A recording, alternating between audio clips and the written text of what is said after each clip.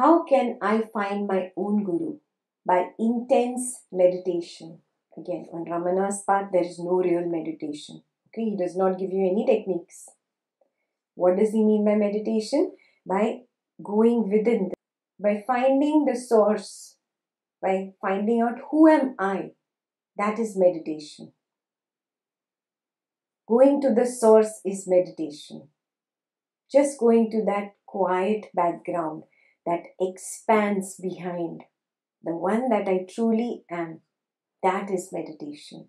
So that is what he is telling him, that by only intense meditation, by going to the source, will you really find your guru. So which guru is he talking about? Internal guru, the one inside. Whenever you ask Ramana the question about the guru, first he will guide you inside. But if you're just not getting it, so what will the teacher do? He will give you some ideas about that external GPS, but again, finally, he'll try to take you in. Yeah, the true teacher, Sadguru, does this. He tries to take you in. Yeah, Sadguru, the true guru. Yeah? Sat is inside. Yeah? He wants to take you to the Sat. That is why he's also given the word name Sadguru. He's supposed to take you to the Sat. Not to take you to him. Not to get attracted to him, glorifying him, putting him on a pedestal. No. Ramana was not interested in all that. Ramana said, turn inwards, look inside.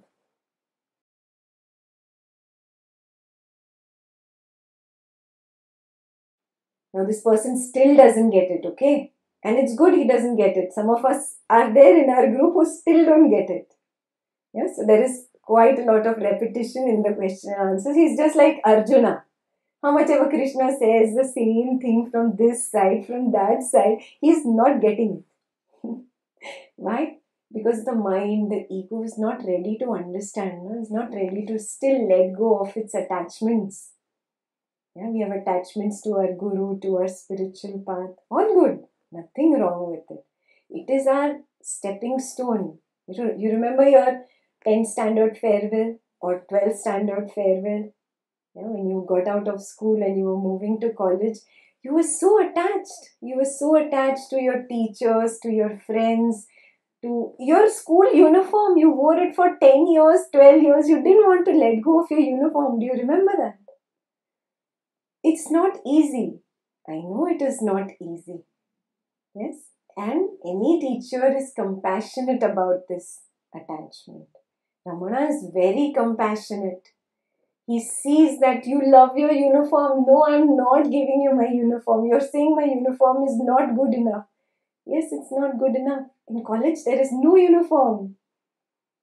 There's freedom. No, but I don't want to give away my uniform. That's what you're doing. So Ramana says, okay, I'll explain more. And that's what we are going into. More explanation of the same. If it is true that the Guru is one's own self, what is the principle underlying the doctrine which says that however learned a disciple may be, or whatever occult powers he may possess, he cannot attain self-realization without the grace of the Guru? The answer is, although in absolute truth, the state of the Guru is that of oneself, the self, it is very hard for the self which has become the individual jiva through ignorance to realize its true state or nature without the grace of the Guru. Yeah? Without the grace of the external GPS, it becomes very difficult for this jiva. Now, what is jiva? Pure witness plus mind, ego, intellect, memory. That identification, that is called jiva. That takes on the body. This we've learned in Yoga Vashishta. Yeah? That takes on that body and then thinks, I am this body-mind complex.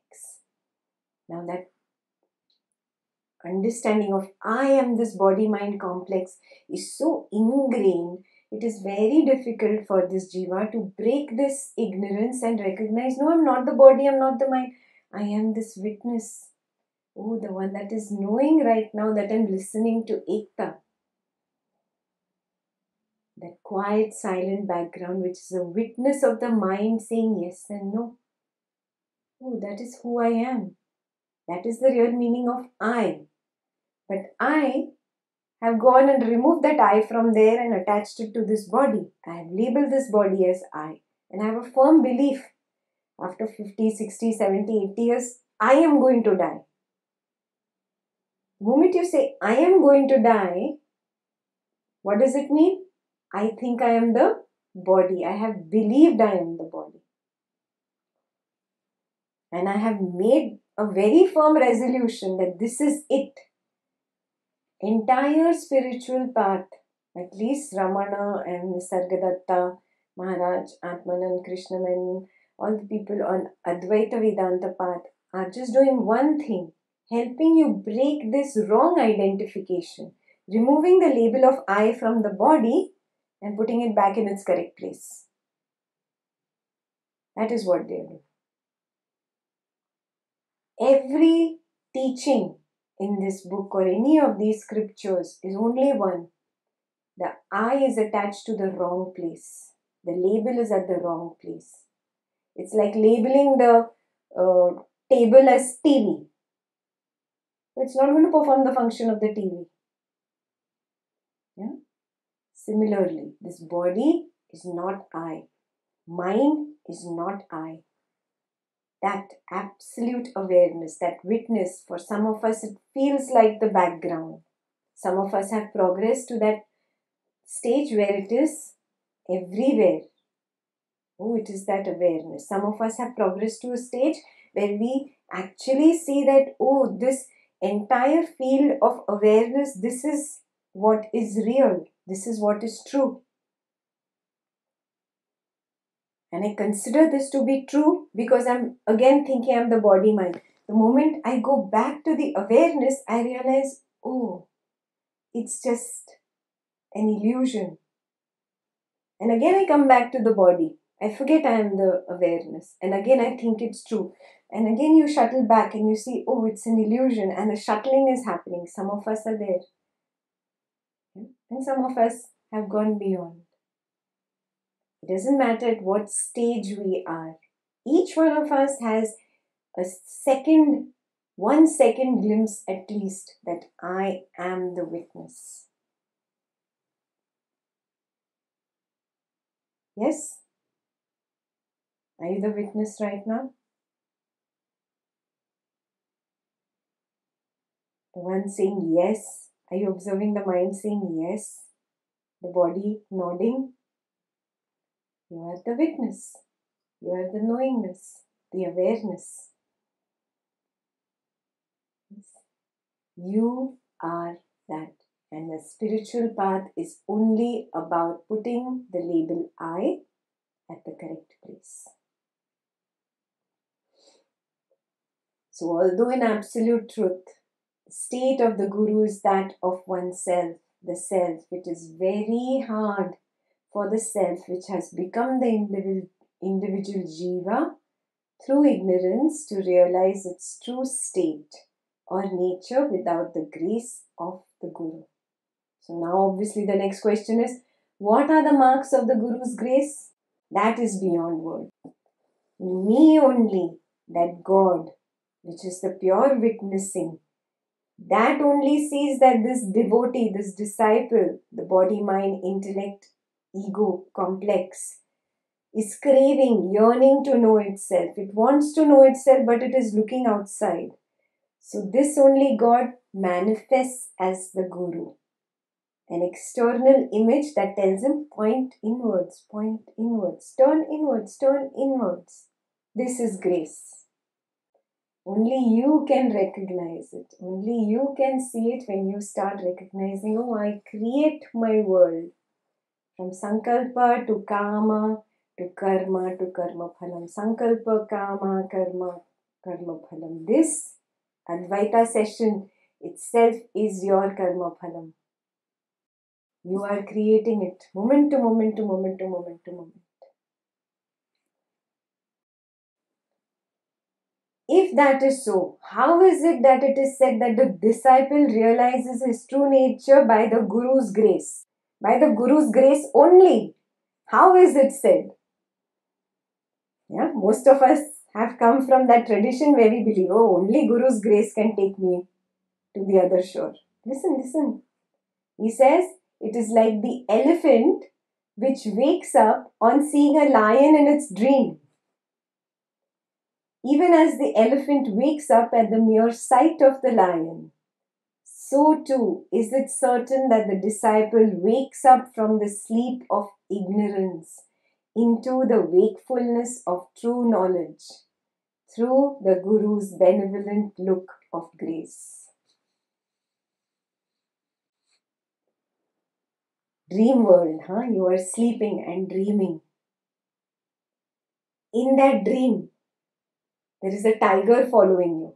And you're like sweating and you're in fear and you're so scared, you wake up from the dream. Doesn't that happen? We've all experienced that. Exactly the same phenomena happens. Exactly the same phenomena happens when the correct GPS tells you, look within. You are the self. Look within, look within. And you wake up from this waking dream, from this Jagrit Swapna. And you realize, yeah, I'm the witness. What was I thinking all this while? How did I not know that I am that knower? It's waking up like that.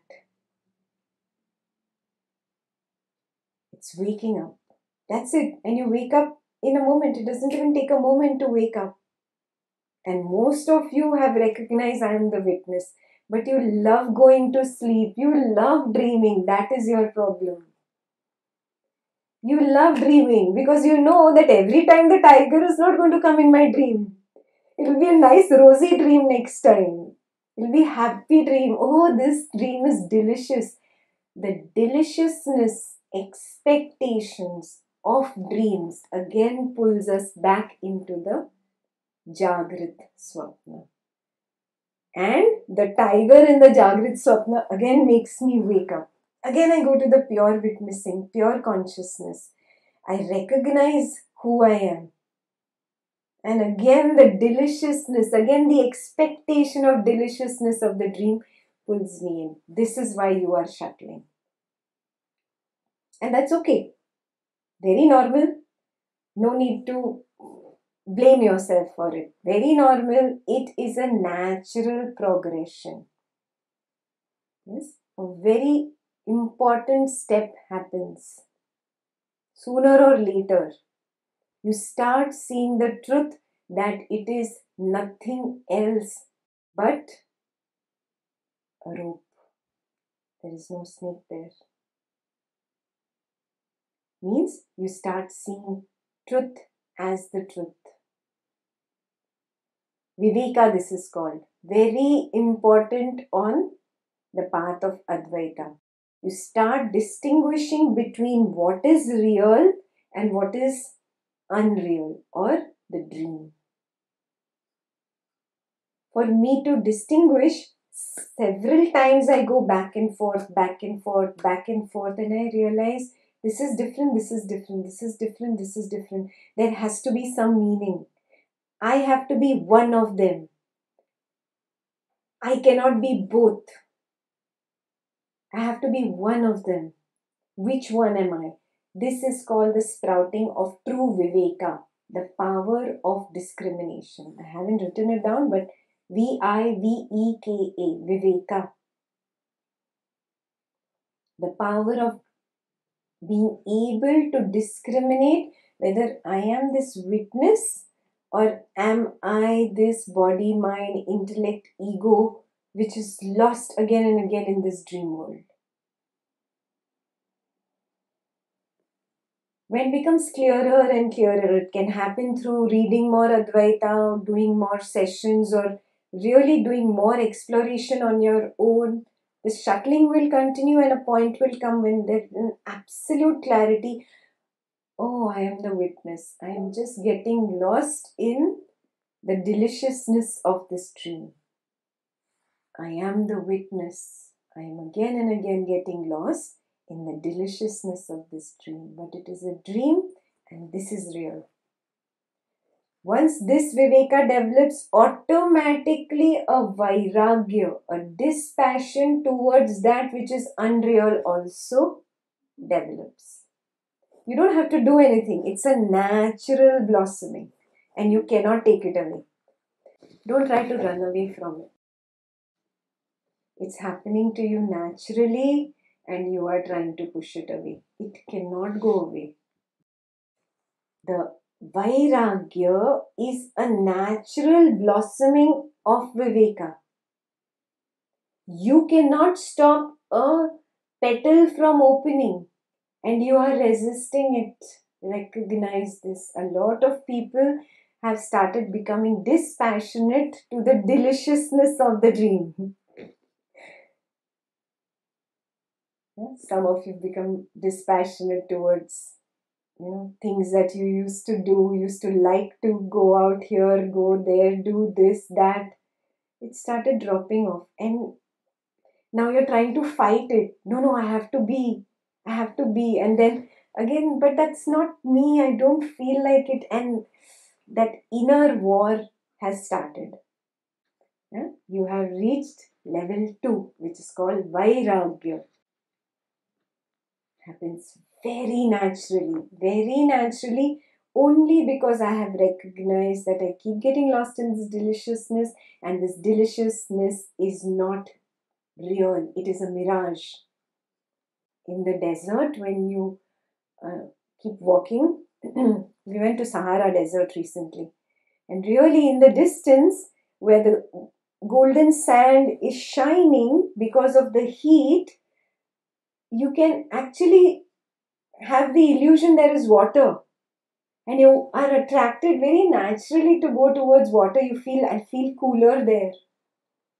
Even if now you feel that, oh, I don't drink water from an oasis, I have my own bottle, but you feel that I'll feel cooler near the water and you want to go there. And you walk a little bit closer and you realize, oh, it's gone further. You keep walking and the mounds are not of a particular shape to give the illusion of little water in between the mounds, and you come to a flat kind of level of the desert and you see it's disappeared. There is no water there. That is called a mirage. Exactly the same thing will happen with this world. This created reality of mine, which I was so attracted to, so interested in, that which was pulling me to itself, suddenly is not so delicious. It is a mirage. Now I know. Initially, I did not know it was a mirage and I kept walking towards the mirage in the hope that I will find water. But any joy, money, name, fame, family, you have all realized now. Yeah? You have tasted the futility of it all, right? So now it started becoming very clear, oh, it's a mirage. I don't need to get fooled. And you keep going your way. You don't go towards that anymore. And that's normal. Absolutely fine. It's a sign of progress on the spiritual path. Okay? So keep walking, keep progressing. As we go, I will tell you each step. Viveka and Vairagya are just the first 2 steps of a 9-step process which happens naturally on the path. Yeah? So as we go, we will start seeing the others and you will be able to identify, yeah, this has happened to me. Oh, this has started happening to me.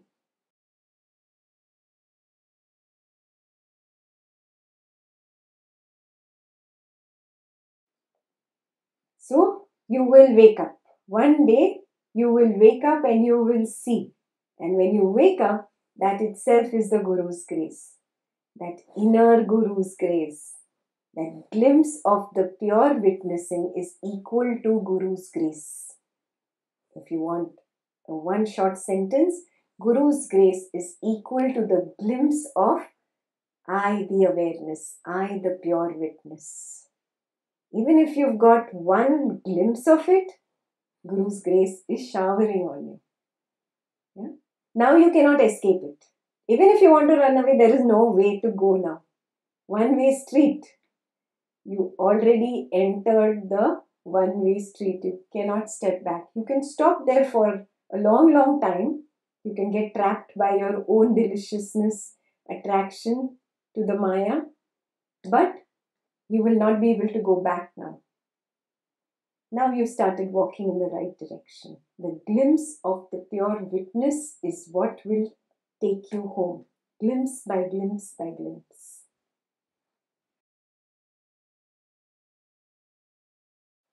And what is the significance of the saying that the nature of the real Guru is that of Supreme Lord, Sarveshwara? First, the individual soul or the self, which desires to attain the state of godhood or the state of true knowledge, practices incessant devotion. Means the body, mind, intellect, ego, that is the jiva, that practices incessant devotion. You can say a thirst develops in you to know the truth, to know something higher.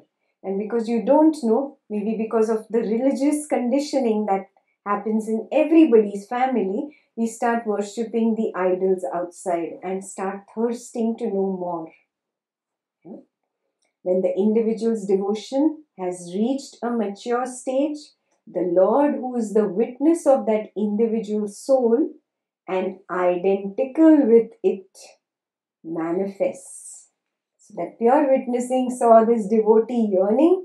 It again says, okay, he's not looking inside, he's looking outside, so let me manifest outside. That is the GPS, the Guru positioning system. Who tells you now, look within. Yeah? He appears in human form with the help of Sat Chit Ananda. We did Sat Chit Ananda. Sat is truth. Chit is consciousness. Ananda is bliss. We did this in Advaita level 1 also in detail, and I explained a little bit yesterday also. So this nature of pure consciousness is Sat Chit Ananda. With the help of this power, I create the Guru outside. I have projected him.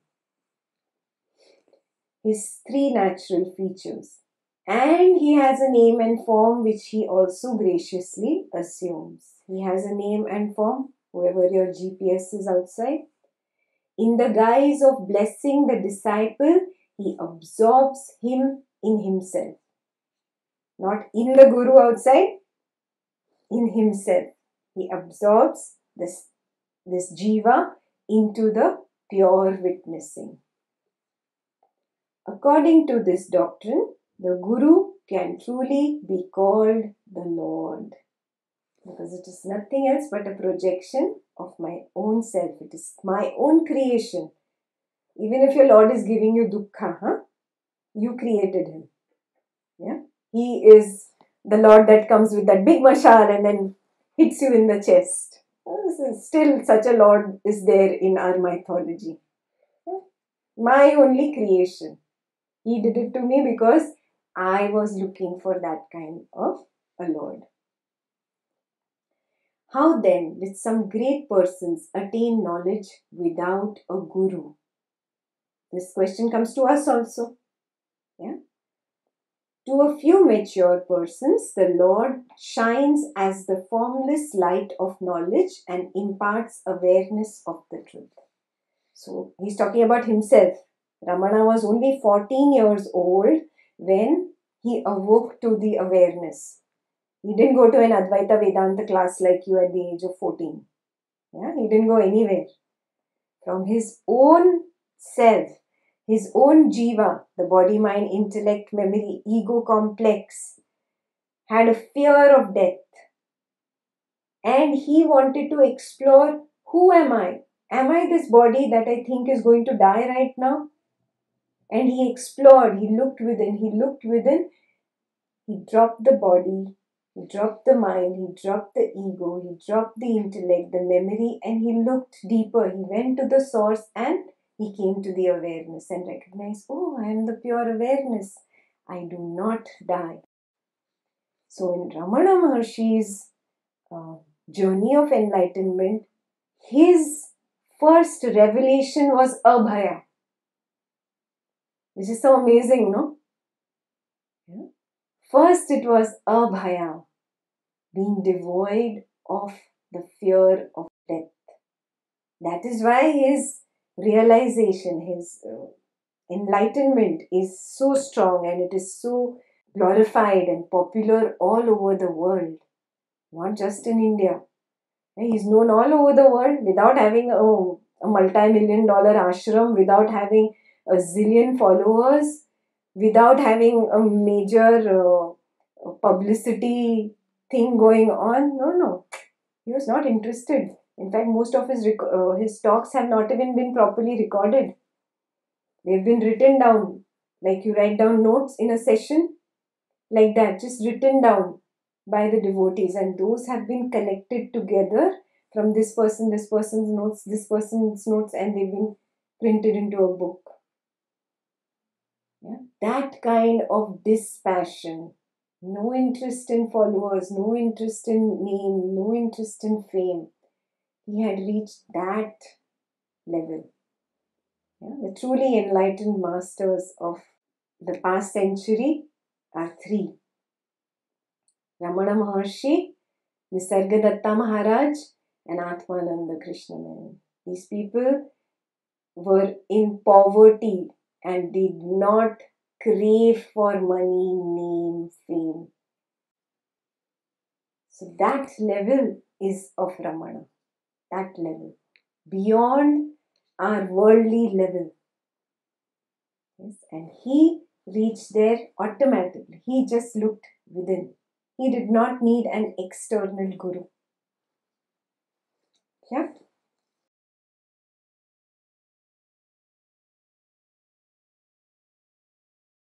How is one to decide upon a proper guru? What is the Swarupa? Swarupa means nature or real form of a guru. He is the proper guru to whom your mind is attuned. So if you found an astrologer as a guru in the beginning of your spiritual journey, your mind was attuned to that. You created that.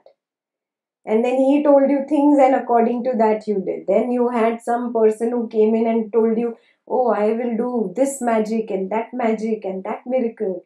Your mind created it. Your mind was attuned to that. Understand the meaning of attuned? I created it. Yes, my mind was attuned to it. I attracted that kind of energy in my life.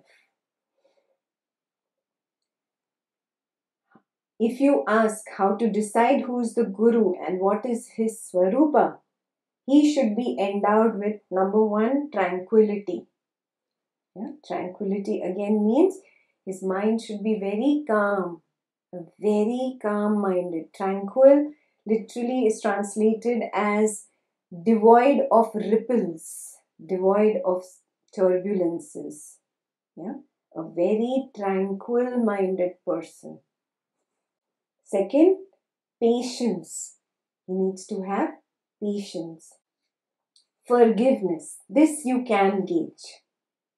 Yeah, you cannot gauge the inner state of tranquility or patience, but forgiveness you can gauge. If there is a forgiving kind of attitude in that person, or does that person have vengeance?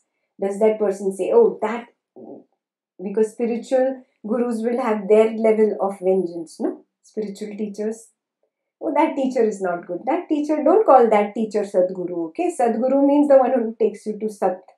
Don't call that teacher Sadguru. These things are again showing that that person has not reached that virtue of forgiveness. Or don't go to Buddha. Or don't go to Ramana. You stay only with my Krishna. No, Jesus is not good. Again, you know, that person has not reached that level. and other such virtues. Other such virtues you can gauge.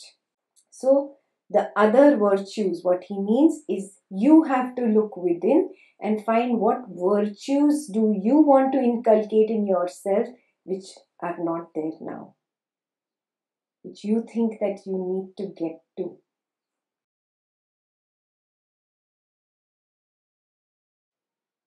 And the next one he says he should be capable of attracting others even with his eyes, just as a magnet attracts iron. Recognize these things very clearly. If one person can attract only a bunch of people while the others are not attracted. It's very clear. Yes? Only somebody who has reached that highest level of oneness can attract everybody and embrace everybody as one. There is no Hindu, Muslim, there is no Buddhist and Christian, there is no divide on religion, there is no divide in super rich millionaire and a poor rickshawala. Rickshawala, it's a little three-wheeler auto that they drive in India. Yeah. All equal. No special preference to VIPs or politicians or Hollywood and Bollywood stars, and all others are mere mortals. They don't deserve this knowledge. No caste system. Yeah? This is one quality that attracted me to Buddha. For the longest time, I noticed that there is this caste system in India. Even today, Malwa, Rajasthan. If you go to this Gao, this little village, the main village, compare it to your downtown, the main village, only Brahmins live. And the temple is in the main village. And the other castes are outside the village. They cannot really come very easily into the village, and they are not even allowed to enter the temple. This distinction I noticed very clearly in some of the teachers, that is there even today. It's hidden. They want to appear secular, but you catch it. If you are very astute in your observation and not all gaga over them, you will be able to catch it. Yeah? So one who has reached the highest, he treats everybody as oneness. Why? Because he has recognized we are a field of oneness. This is just a creation of my own mind. This highest truth, very few people have realized. Very, very few spiritual teachers are out there who have come to the highest truth of oneness. So this is the way a teacher attracts through his or her eyes. And he should have a feeling of equality towards others. I'll give you an example. Nisargadatta Maharaj has said, he was a contemporary of Ramana. You understand contemporary, like you have a competitor at work or competitor in your neighborhood as smart and as rich and all that. You have at your material level, there is spiritual level competition also. Spiritual gurus, spiritual teachers. So Nisargadatta Maharaj was at the same time as Ramana Maharshi as well as J.K. Krishnamurti. Yeah, it was the same time. And very beautifully, the simple man Nisargadatta Maharaj said, oh, we all three are brothers. We teach the same thing in different languages. Yeah? Why is it different languages? Nisargadatta Maharaj spoke in Marathi, predominantly J.K. Krishnamurti in English, and Ramana Maharshi in Tamil. Yeah? Oh, we are brothers. We teach the same thing in different languages. There was no spiritual competition. There was no, I am greater than him. He is not your guru. I am your guru. Don't go there. Come only to me. All this was not there in these people. That is the meaning of equality towards all. He who has these virtues is the true Guru. But if one wants to know the Swarupa of the Guru, one must know one's own Swarupa first. What is Swarupa? That true name and form inside. He's talking about the interior Guru, the real essence of the Guru. That is the real Guru. But if you want to know that, you have to first find yourself. You have to find the witness, then recognize that the witness has three functions. That witness itself is the self, that witness itself is God, and that God only manifests a Guru outside when you are ready. The true Guru is the one internal. So one has to know himself first to know the true Swarupa of the Guru. How can one know the real nature of the Guru if one does not know one's own real nature first? Not possible. If you want to perceive the real nature or form of the Guru, you must first learn to look upon the whole universe as Guru Rupam. What does this mean?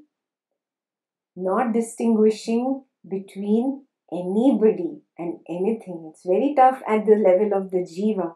It is only possible when you come to the level of pure witness and you see, oh, it is my creation, it is her creation, his creation, his creation.